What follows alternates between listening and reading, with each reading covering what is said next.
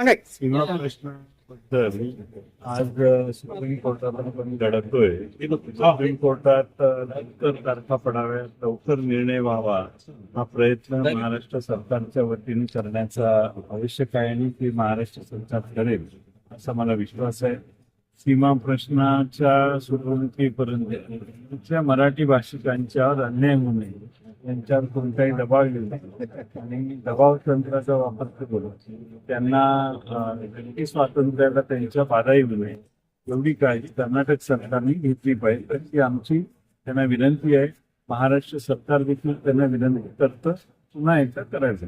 इथं करू नये. शेवटी प्रत्येकाला आपल्या भावना व्यक्त करायचा अधिकार आहे. त्यामुळे अशी दडपणी करणं योग्य नाही. सीमा बांधवांनी कधी हिंसक मार्गाने आंदोलन केलेलं नाही. समन्वय मंत्र्यांनी बैठक घेतली पाहिजे. समन्वय मंत्र्यांनी इथं आलं पाहिजे. तुम्हा सगळ्यांशी संवाद साधला पाहिजे आणि महाराष्ट्र सरकारमधल्या ज्यांना जबाबदारी दिली आहे त्यांनी वेळ काढून याच्यावर वेळ खर्च करून या प्रश्न सोडवण्यासाठी सुप्रीम कोर्टात लवकर तारखा कशा येतील हे बघण्याचं देखील काम त्यांनी केलं पाहिजे. मग आपण या संदर्भात त्यांच्याशी सहमत त्यांना विनंती करेल.